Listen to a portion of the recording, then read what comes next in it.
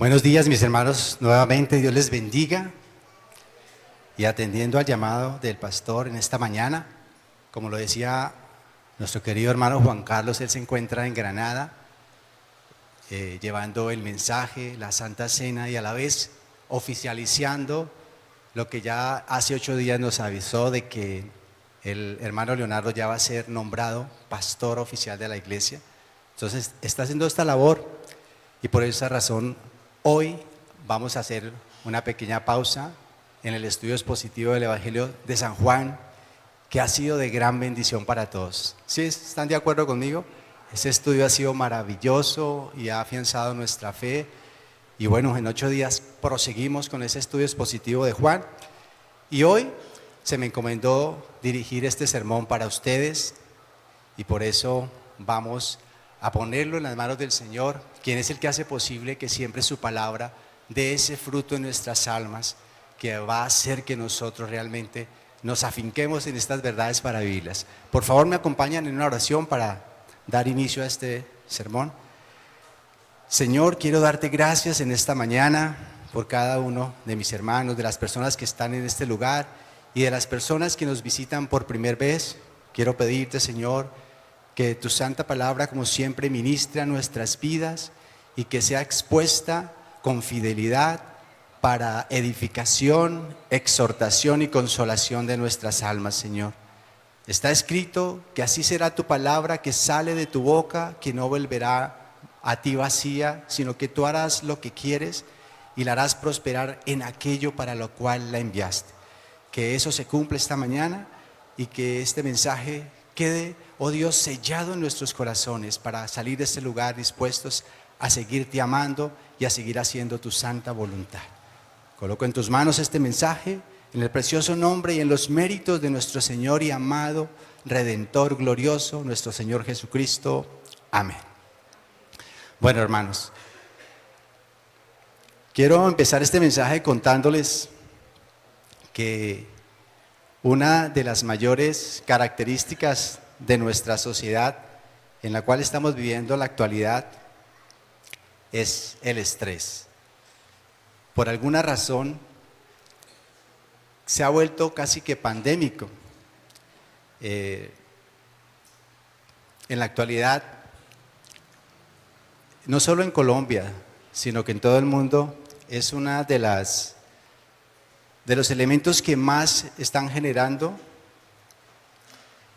bienestar, malestar en las personas, enfermedades de toda índole, y que está llevando a que las personas desarrollen sintomatologías y patologías físicas que no se generan en la parte física, sino en su mente, debido a los afanes, a la ansiedad y a las preocupaciones que absorben nuestra vida, debido a muchas situaciones que en el mundo en el que vivimos nos llevan.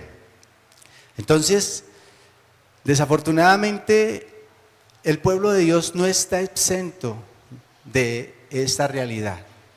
Pensaríamos que nosotros como hijos de Dios, al adquirir o al habernos dado Dios una nueva naturaleza y al tener una esperanza gloriosa que transforma todas las circunstancias, nosotros no deberíamos vivir con esta realidad.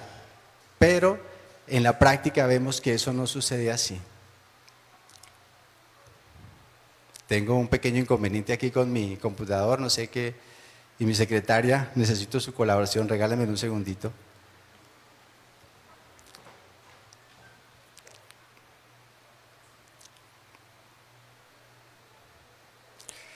Gracias, amor. Listo, entonces les estaba contando que esta es una realidad y yo no soy muy experto, la verdad, en la tecnología, como lo acaban de ver, y estaba tratando de no estresarme.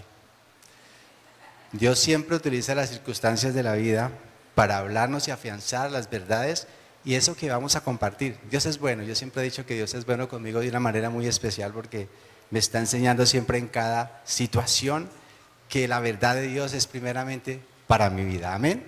¿Cuántos saben eso? Para nuestra vida siempre es el mensaje y la palabra de Dios primeramente. Entonces les estaba contando, aquí tengo unos datos acerca del estrés. El estrés se originó en la física y la ingeniería, para los que quieran tomar nota, en el siglo XIX, y en ese contexto se refería a la fuerza o presión que se aplicaba a un objeto material para causar una deformación o cambio. Esta palabra se acuñó en el siglo XX para describir el estado de tensión y de tensión emocional causado por una situación o problema que se percibe como amenazante o desafiante. Ya en 1930, el médico húngaro Hans Selye comenzó a utilizar el término para describir ese estado de tensión emocional que puede ser causado por una situación o un problema que la persona enfrenta y que es una respuesta, decía él, universal del cuerpo humano a cualquier tipo de demanda o presión. En la actualidad, y ya basado en muchos estudios, se ha descubierto que es la causa de la depresión, ansiedad, trastorno, pánico, diversas patologías físicas, enfermedades cardiovasculares como la hipertensión, la enfermedad coronaria, el accidente cerebrovascular, diabetes, obesidad, enfermedades gastrointestinales, enfermedades respiratorias, enfermedades musculoesqueléticas, enfermedades inmunológicas, enfermedades mentales, cáncer, enfermedades autoinmunes y enfermedades neurodegenerativas como el Alzheimer y como la enfermedad de Parkinson, entre otras. Las causas del estrés son atribuidas mayormente a problemas económicos, escúcheme mi hermano, a problemas económicos. En muchos hogares, de hecho, se vive en estrés por esta situación. Y según estudios de la Academia Americana de la Psicología, el 75% de los americanos tienen estrés por causa de situaciones económicas. Ahí vemos la incoherencia con el famoso sueño americano, para que los que todavía piensan que irse a Estados Unidos es la solución para sus vidas. Entonces, los impactos que el estrés ha causado en la sociedad es simplemente monumental. También es causado por las demandas de las redes sociales, ¿quién lo creyera? Los impactos que la tecnología ha traído a la sociedad. Todo esto es entendible, mis hermanos, si tenemos en cuenta que vivimos en una sociedad que vive a espaldas de Dios y que las personas están sumergidas en la dinámica de un mundo materialista, competitivo y con valores completamente contrarios a los valores del reino de Dios. Pero como les decía, el cristiano, nosotros no estamos vacunados contra el estrés. Al contrario, es una evidencia, es una realidad. Y seguro que si yo les digo a ustedes que levanten la mano esta semana, ¿quiénes tuvieron episodios de estrés? Muy seguramente la mayoría levantará la mano. ¿Cierto? Esa es la realidad y tenemos que ser realistas. El Evangelio no esconde la realidad. Y la fe no es tapar el sol con las manos, es enfrentar la realidad con las armas de nuestra milicia, que son poderosas a través de la palabra de Dios. Y es que precisamente el estrés, y por eso les hablé de él, es la causa del afán y la ansiedad, que es el tema que hoy les voy a compartir. Por eso he titulado este mensaje, el afán y la ansiedad en la vida del cristiano. El afán y la ansiedad en la vida del cristiano. Y quiero que vaya conmigo al Evangelio de Mateo y deje su separador de páginas en el capítulo 6, porque vamos a estar abordándolo durante todo el mensaje. Mateo capítulo 6, vamos a leer desde el versículo 25 hasta el final de este capítulo. Entonces dice así, cuyo título es El afán y la ansiedad. Mateo 6, 25 en adelante. Por tanto os digo, no os afanéis por vuestra vida, qué habéis de comer o qué habéis de beber, ni por vuestro cuerpo, qué habéis de vestir. ¿No es la vida más que el alimento y el cuerpo más que el vestido?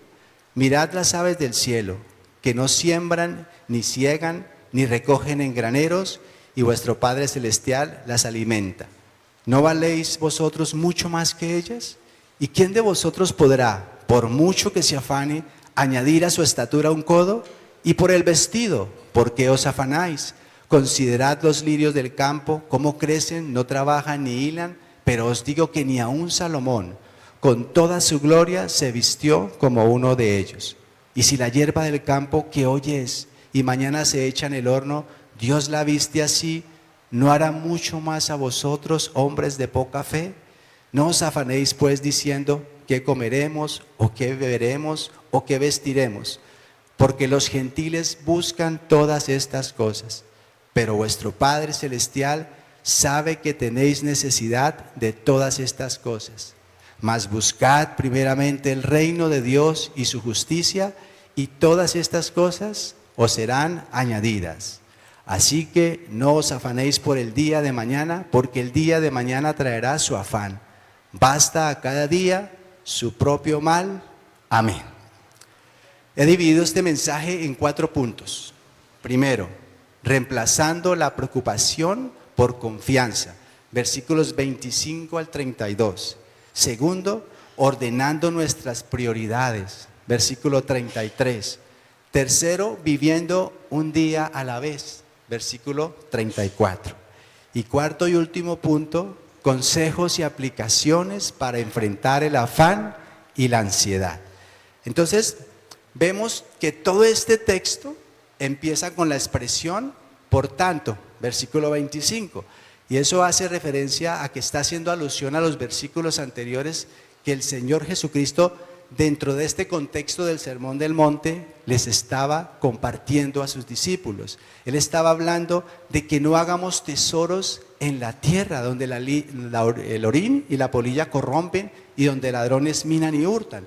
También les estaba diciendo que se hicieran tesoros más bien en los cielos, porque allá eran seguros, porque serían para siempre, porque su provecho permanecería para siempre. Y por eso termina el versículo 24, previo a estas palabras, diciendo que ninguno puede servir a 2 señores, porque o amará a uno y aborrecerá al otro, o estimará al uno y menospreciará al otro.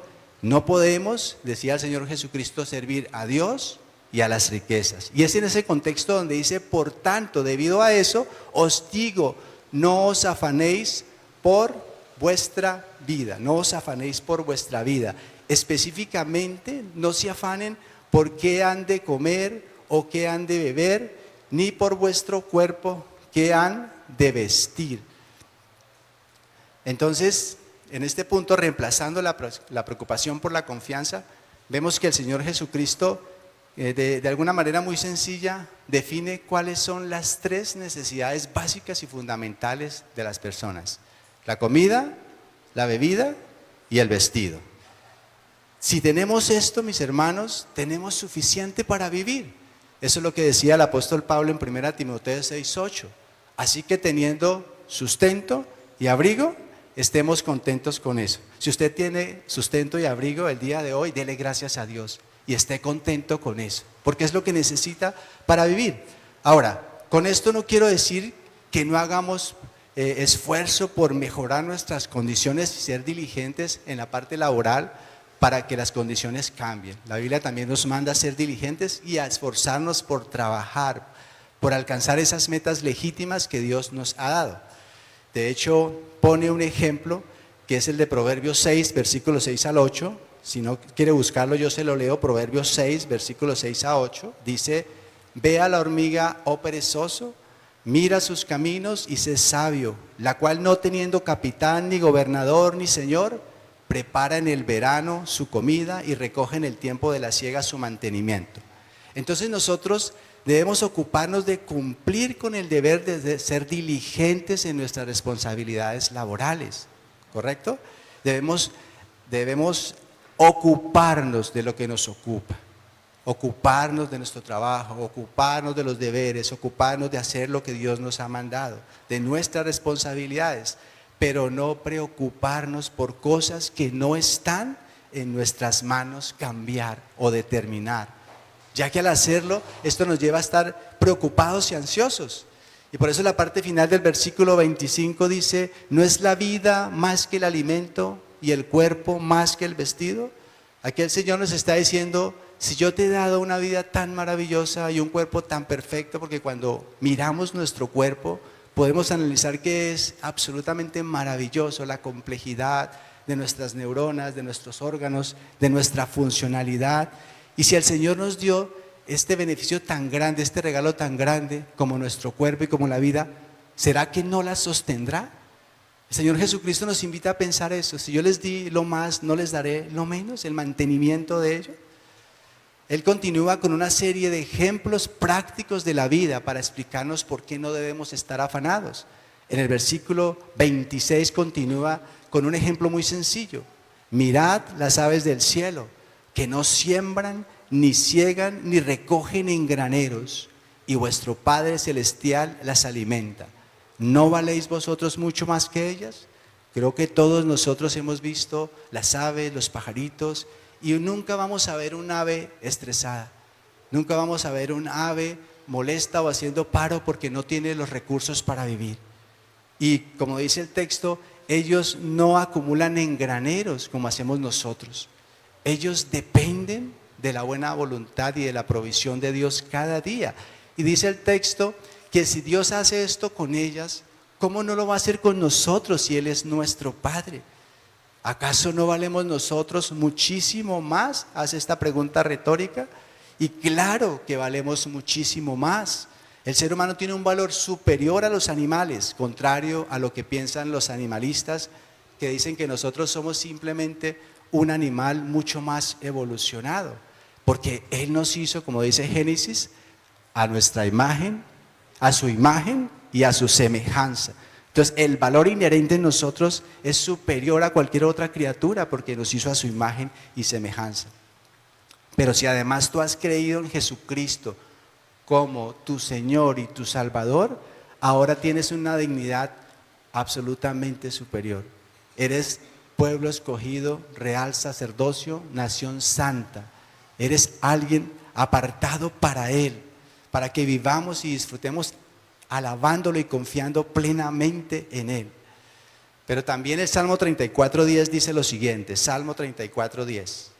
Los leoncillos necesitan y tienen hambre, pero los que buscan a Jehová no tendrán falta de ningún bien.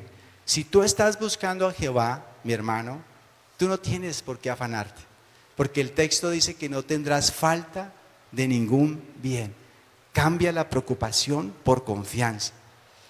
Y no perdamos de vista que si Dios cuida con esmero su creación, en especial va a cuidarnos a nosotros, sus hijos.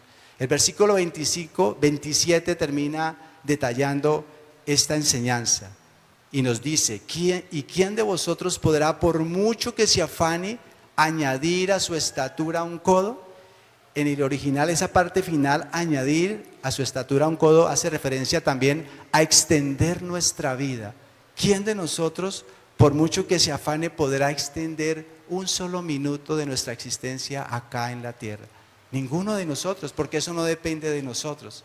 Eso depende exclusivamente de Dios. Nosotros estamos llamados a ser cuidadosos y buenos administradores, pero el que toma la última palabra en el tiempo que vamos a estar aquí en esta tierra es Dios. Entonces, cuando nos afanamos, perdemos de vista que la ansiedad es inútil, es improductiva y que lo único que conseguimos en ocasiones es hacernos la vida miserable. La ansiedad es absolutamente innecesaria, no tiene sentido, simplemente no produce ningún fruto que valga la pena. Continúa el pasaje en el versículo 28 y 29 diciendo lo siguiente: y por el vestido, otra de las preocupaciones que a veces tenemos, por el vestido, ¿por qué os afanáis? Considerad los lirios del campo, cómo crecen, no trabajan ni hilan, pero os digo que ni aun Salomón, con toda su gloria, se vistió así como uno de ellos. Aquí el Señor Jesucristo nos invita a reflexionar. Considerad significa piensen, reflexionen, mediten en los lirios del campo, que son unas flores de la familia de las liliáceas, que son muy comunes en la zona de Palestina y del Oriente, y que se producen en muchas cantidades. Estos lirios tienen un aroma maravilloso, bastante agradable, y tienen un aspecto que cuando te detienes a verlos te das cuenta que es impresionante la forma, los colores, la belleza que tienen. Simplemente el ropaje con el que Dios los ha dotado es maravilloso. Y el Señor Jesucristo nos dice que ni siquiera Salomón, con todo su esplendor, con todo el dinero que tenía, se vistió jamás como uno de ellos. Entonces el Señor nos invita a pensar, porque a veces no reflexionamos en las cosas sencillas de la vida y por eso es que nos llenamos de ansiedad y de afán. El versículo 30 continúa diciendo: y si la hierba del campo que hoy es y mañana se echa en el horno, Dios la viste así, ¿no hará mucho más a vosotros, hombres de poca fe? Aquí, en este primer punto, vemos que el Señor Jesucristo está identificando cuál es el problema de nuestro afán y de nuestra ansiedad. ¿Qué es lo que está causando y qué es lo que causa en nuestras vidas el afán y la ansiedad? Nuestra poca fe. Hombres de poca fe. Nuestra fe está fallando, escúcheme, cuando permitimos que la ansiedad y el afán vengan y dominen nuestra vida, porque perdemos de vista que nuestra fe debe estar conectada con cada evento de nuestra vida. Nuestra fe debe estar conectada con cada asunto sencillo, complejo, grande, pequeño de nuestra vida. Ahora, es interesante que el Señor Jesucristo no los acusa a ellos de no tener fe, los acusa de tener poca fe. En otras palabras, de tener una fe deficiente, que saca de la ecuación a Dios, que no involucra la realidad de la presencia de Dios en cada situación de nuestra vida. Y ahí mismo, 2 capítulos más adelante, pase la página, en el capítulo 8, en el versículo 25, dice lo siguiente. Capítulo 8, versículo 25. Y vinieron sus discípulos y le despertaron, diciendo: Señor, sálvanos que perecemos. Él les dijo: ¿por qué teméis, hombres de poca fe? Entonces, levantándose, reprendió a los vientos y al mar, y se hizo grande bonanza. Amén. Entonces vemos aquí a los discípulos del Señor temerosos por lo que estaba sucediendo con esa tormenta que estaba frente a ellos. Y ellos se olvidaron de que tenían a Cristo en la barca, de que Cristo estaba presente en sus vidas. Muchas veces la ansiedad y el afán sucede porque nosotros nos olvidamos de que somos hijos de Dios y de que Él está junto a nosotros, que Él ha dicho que estará con nosotros todos los días hasta el fin del mundo. Dejamos de verlo a Él en nuestra vida. Y por eso ahí más adelante en Mateo 14:31 vemos algo similar. Mateo 14:31. Al momento Jesús extendió la mano, asió de él, hablando de Pedro, y le dijo: hombre de poca fe, ¿por qué dudaste? Entonces vemos aquí al Señor Jesucristo que le había dicho a Pedro: ven a mí. Pedro, poniendo la mirada en Jesús, se acercó y caminó en el agua. Pero tan pronto empezó a ver lo que había a su alrededor, en otras palabras, sus circunstancias, y dejó de ver a Jesucristo, se hundió. Y eso nos pasa a nosotros. Cuando dejamos de ver a Cristo en nuestra vida, en nuestro diario vivir, las circunstancias simplemente nos ahogan. Y esas circunstancias nos llevan a presentar afán y ansiedad, porque dejamos de verlo a Él. Dejamos de seguir el consejo que el autor a los Hebreos nos dio en el capítulo 12, versículo 2. Puesto los ojos en Jesús, el autor y consumador de la fe. Esa debe ser siempre nuestro enfoque en esta vida. El problema es que nos olvidamos de Dios constantemente, de lo que Dios ha hecho en nuestra vida. Y Romanos 8:32 dice: el que no escatimó a su propio Hijo, sino que lo entregó por todos nosotros, ¿cómo no nos dará también con Él todas las cosas? Sería una insensatez pensar, ¿cierto? Que si Dios no escatimó lo más valioso, a Cristo, su Hijo amado, y sino que lo entregó por todos nosotros, ¿por qué pensamos que las cosas sencillas Él no las va a proveer? Piensa en esto, mi hermano. Simplemente no relacionamos nuestra fe en el día a día y por eso suceden estas cosas. El problema de los cristianos de poca fe es que no pueden sobreponerse en el momento de la realidad que están viviendo, porque sus ojos están puestos en las tormentas, en las crisis, en las malas noticias, etcétera, etcétera. De tal manera que no pueden ver como deberían ver con los ojos de la fe. Ser de poca fe significa que las circunstancias nos dominan a nosotros en vez de nosotros a través de la fe dominarlas a ellas. Y es por eso que el hombre de poca fe vive a expensas de las circunstancias. Ellas lo dominan y se convierte en una víctima de las preocupaciones. Pasemos al versículo 31 y 32 de Mateo 6. Dice: no os afanéis pues diciendo, ¿qué comeremos o qué beberemos o qué vestiremos? Porque los gentiles buscan todas estas cosas, pero vuestro Padre Celestial sabe que tenéis necesidad de todas estas cosas. Aquí el Señor Jesucristo en el versículo 31 nos dice que no debemos afanarnos por estas cosas. Y en el versículo 32 nos dice la razón: porque los gentiles buscan estas cosas. En otras palabras, cuando hacemos esto, cuando nosotros permitimos esa ansiedad, esto que estamos haciendo, nos estamos comportando como paganos. Estamos pensando como piensa un incrédulo. La palabra griega para buscar en el versículo 31, que es el estilo de vida de los incrédulos, hace referencia a buscar con ansiedad, a buscar desesperadamente. El hombre incrédulo hace de esto la razón de su vida y por eso la busca con desesperación. Y eso es natural, porque el hombre incrédulo vive sin esperanza y sin Dios en este mundo. Efesios 2:12. Y en el versículo 32 termina diciendo: pero vuestro Padre Celestial sabe que tenéis necesidad de todas estas cosas. Sabemos que el Señor conoce perfectamente todas nuestras necesidades y la situación que estamos viviendo. Debemos recordar siempre esto: Él lo sabe todo. No hay cosa oculta que no sea manifiesta en su presencia, dice la palabra.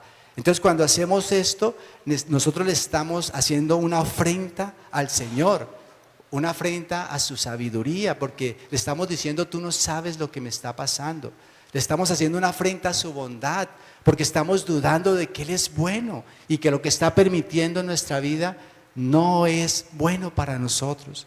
Le estamos haciendo una afrenta a su poder, porque estamos diciendo al Señor: tú no eres capaz de proveerme para mis necesidades y para la solución de mis problemas. Entonces, como creyentes, no tenemos que afanarnos por nada. Primera de Pedro 5:7, el apóstol Pedro dice: echando toda vuestra ansiedad sobre Él, porque Él tiene cuidado de vosotros. Entonces, reemplacemos la preocupación por confianza y disfrutemos más bien de la paz que Cristo ya nos dejó. En Juan 14:27 el Señor Jesucristo dijo: mi paz os dejo, mi paz les doy. Disfrutemos de esa paz. El segundo punto, esto nos lleva al segundo punto: ordenando nuestras prioridades. Versículo 33. Mas buscad primeramente el reino de Dios y su justicia, y todas estas cosas os serán añadidas. Amén. Yo creo que muchos hemos escuchado este versículo y estoy seguro que muchos acá se lo han memorizado. Aquí el Señor les está enseñando a sus discípulos y hoy nos está recordando también a nosotros que el problema con nuestra vida es que tenemos nuestras prioridades en desorden. Le damos demasiada importancia a cosas que realmente no la tienen y en cambio muchas veces descuidamos lo que realmente tiene valor y trascendencia. Por eso el Señor Jesucristo les dice: busquen primeramente el reino de Dios. Pero ¿qué significa en términos prácticos buscar primeramente el reino de Dios? Esto significa que nuestra principal labor como hijos de Dios debe ser vivir nuestras vidas de acuerdo con los valores del reino de Dios y no de acuerdo con los estándares de este mundo. Ahora, nosotros como hijos de Dios le pertenecemos a Él. Y entonces nuestra vida debe estar enfocada en los asuntos que traigan gloria y honor a su santo nombre. Nuestra vida ahora ha dado un giro de 180 grados. Segunda de Corintios 5:17 dice que si alguno está en Cristo, nueva criatura es. Las cosas viejas pasaron y quedaron atrás. Todas son hechas nuevas. Todas son hechas nuevas. Antes de Cristo vivíamos de una manera, ahora debemos vivir de otra.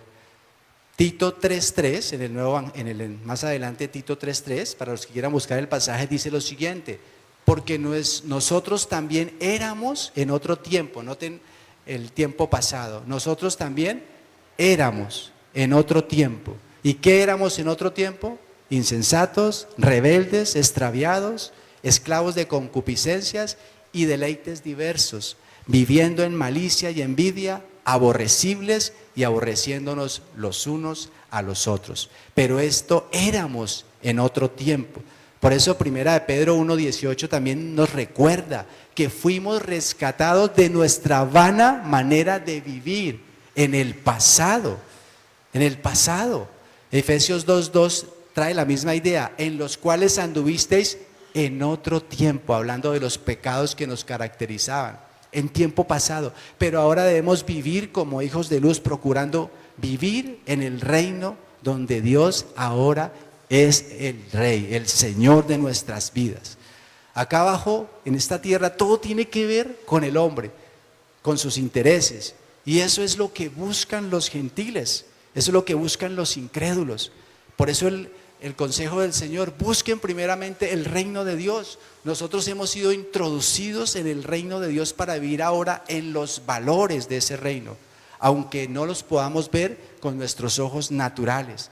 Para nosotros, desde ahora, debe ser la realidad más profunda de nuestro ser. Y la palabra de Dios enseña que el reino de Dios no es comida, ni bebida, ni todas estas cosas por las cuales nos afanamos, sino que justicia, paz y gozo en el Espíritu Santo. Ahora, aquí el texto también en el versículo 33 dice, buscad primeramente el reino de Dios y su justicia. También habla de la justicia, y eso habla de dos conceptos. La justicia imputada, que es la que Dios nos ha depositado en nuestra cuenta sin merecerla. Hemos escuchado muchas veces y una vez más necesitamos escuchar que nosotros somos declarados justos por la justicia perfecta de Cristo. Cristo nos otorga gratuitamente su justicia perfecta porque Él vino a este mundo, no pecó y fue a la cruz para dar su vida santa por aquellos pecadores que creyeran en Él. Pero también se habla de la justicia impartida. Y es esa capacidad que ahora hemos recibido a través de Dios en nuestra nueva naturaleza, que recibimos en el nuevo nacimiento para vivir una vida piadosa, santa, justa e íntegra en este mundo. Pero les digo algo, mis hermanos, sin la justicia imputada no puede haber justicia impartida. No podemos vivir de esta manera si antes no hemos sido regenerados y en consecuencia capacitados para vivir santamente. ¿Qué es lo que buscas, hermano, cuando tú sales a trabajar cada día? Estamos hablando que debemos buscar primeramente el reino de Dios y vivir en esa justicia santa.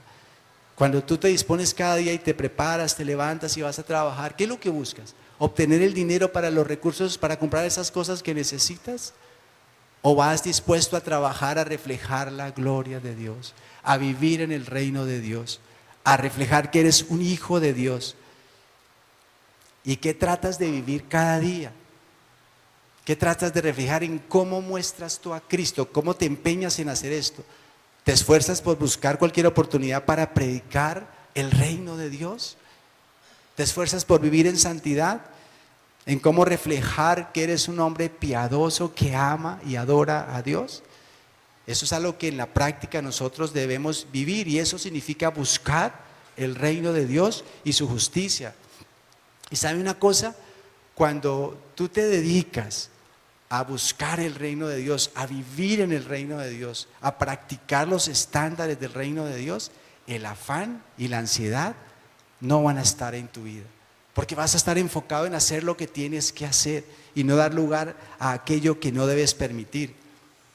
¿Cómo usas el tiempo, mi hermano? ¿Lo utilizas realmente para buscar el reino de Dios? ¿Cómo usas tus recursos económicos? ¿En qué empleas esos recursos? ¿Haciendo tesoros aquí en la tierra o haciendo tesoros en el cielo? Ya Cristo nos había hablado versículos atrás de esto. Cuando piensas en tus hijos, ¿qué es lo que más te preocupa? Porque si lo que más te preocupa es su carrera universitaria, su título que va a tener, y que sea una persona feliz y que la pase bien en esta vida, te hago una pregunta, hermano, ¿de qué servirá todo eso si con sus títulos se va derechito al infierno? Hermano, tenemos que buscar el reino de Dios y su justicia. Eso es lo más importante para nosotros. Ahora, no estoy diciendo que desde ahora tú simplemente te vas a dedicar a hacer un devocional y a leer todo el tiempo la Biblia y a descuidar todos los demás asuntos. No estoy hablando de eso. Es muy importante que nos dediquemos a estas cosas, pero lo que quiero hacer énfasis es que eso no es lo trascendente. Eso no va a trascender esta vida cuando todo esto se acabe y finalice. Por eso la prioridad para nosotros debe ser el reino de Dios. Vaya conmigo a Lucas 10, ahí está delante de Mateo, y vaya a leerles el versículo 38 y 42. Lucas 10, 38 y 42. 38 al 42. Aconteció que yendo del camino, entró en una aldea y una mujer llamada Marta le recibió en su casa. Esta tenía una hermana que se llamaba María, la cual, sentándose a los pies de Jesús, oía su palabra. Pero Marta se preocupaba con muchos quehaceres. ¿Cuántas Martas hay en este lugar? Así somos muchos como Marta, ¿no? Preocupados por muchos quehaceres. Es que tengo que hacer, y por eso no tengo tiempo para estar a los pies de Cristo. Marta estaba afanada y turbada con muchas cosas. Pero miren lo que dice Cristo: pero solo una cosa es necesaria, y María ha escogido la buena parte, la cual no le será quitada. ¿Qué es lo único que necesitamos, hermanos, de acuerdo a ese texto? Una sola cosa. Lo que hizo María: estar a los pies de Cristo, escuchar su palabra, gozarse en la presencia de Dios. Entonces, no olvidemos eso en medio de tantos afanes, de tantas actividades y de tantos compromisos que tenemos, que realmente hay una sola cosa necesaria para nuestra vida. Vamos ahora al tercer punto: debemos vivir un día a la vez. Versículo 34.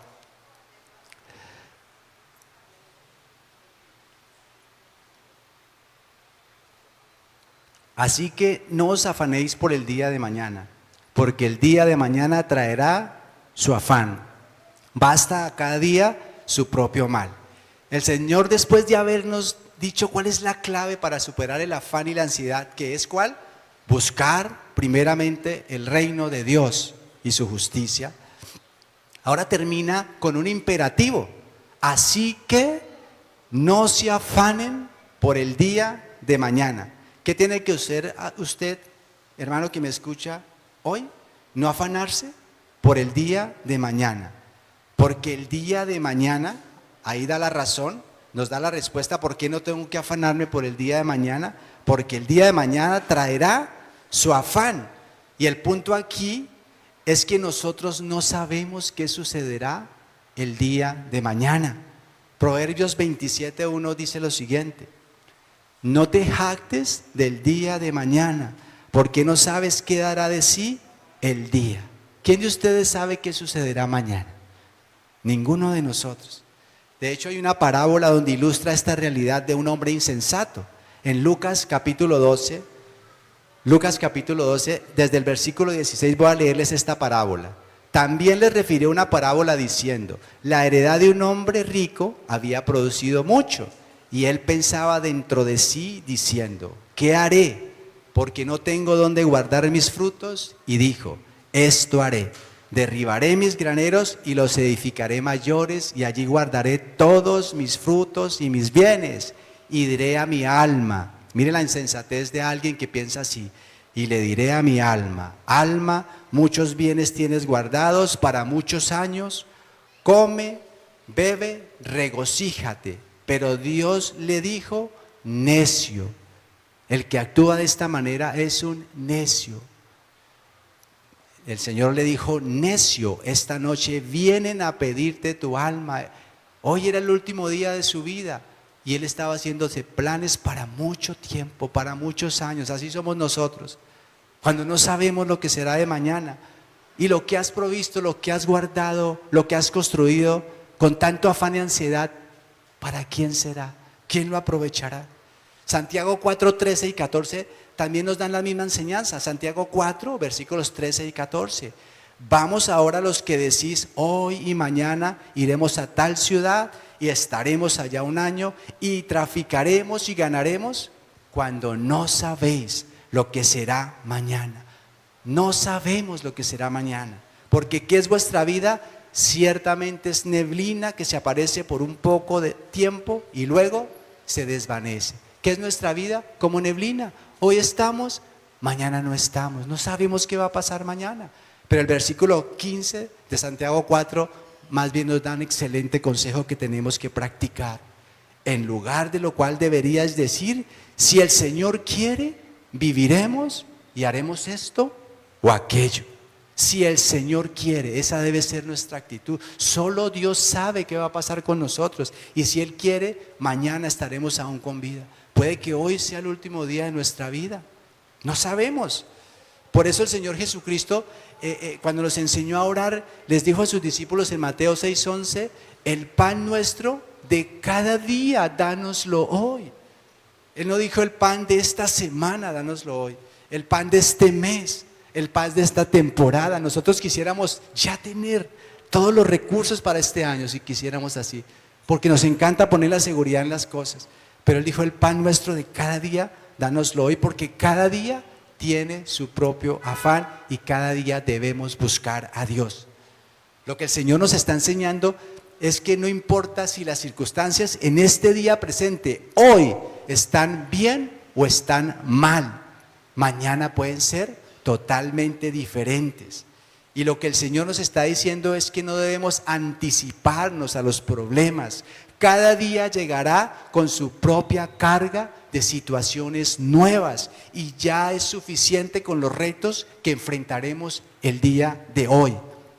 Sin embargo, eso no significa que no podamos hacer planes para el día de mañana, ni tener proyectos para el futuro. No está mal que tengas un seguro de vida si puedes hacerlo. No significa que no debemos ser previsores para las situaciones que sabemos que van a venir el día de mañana y que queremos estar preparados para evitar situaciones que nos afecten. Proverbios 22:3 dice lo siguiente, Proverbios 22:3. El avisado ve el mal y se esconde, mas los simples pasan y reciben daño. Entonces debemos ser sabios, hermano. Cuando sabemos que algo malo puede pasar, nuestro deber es evitarlo, preverlo. Amén. Pero una cosa es hacer planes y provisión para el futuro, y otra cosa muy distinta es permitir que los problemas que tal vez pueden venir o no en el futuro nos ahoguen en el presente. Y esto nos lleva al cuarto y último punto: consejos y aplicaciones para enfrentar el afán y la ansiedad. Porque eso es lo que necesitamos nosotros saber. Si reconocemos que aún como hijos de Dios nos afanamos, estamos ansiosos, permitimos el estrés y las preocupaciones en nuestra vida, necesitamos saber qué hacer. En este cuarto punto vamos a ver algunos consejos y aplicaciones para enfrentar ese afán y esa ansiedad. Lo primero es que necesitamos mirar a nuestro alrededor y observar cómo se manifiesta la fidelidad de Dios a través de toda su creación y cómo hasta el día de hoy Dios ha sostenido y seguirá sosteniendo lo que Él creó. Hasta el día de hoy Dios nos ha sostenido y nos seguirá sosteniendo. Hasta el día de hoy vemos cómo cada día aparece el sol en las mañanas y se oculta en la tarde. Hasta el día de hoy vemos cómo la lluvia fielmente en el tiempo que Dios lo determina aparece para regar y para producir los frutos que necesitamos de la tierra. Hasta el día de hoy nuestros órganos funcionan. Cada uno de nosotros podemos dar testimonio de la fidelidad de Dios a través de nuestra propia vida, de cómo Dios nos ha sostenido y hasta aquí nos ha traído. Debemos aprender, segunda aplicación, a pensar correctamente.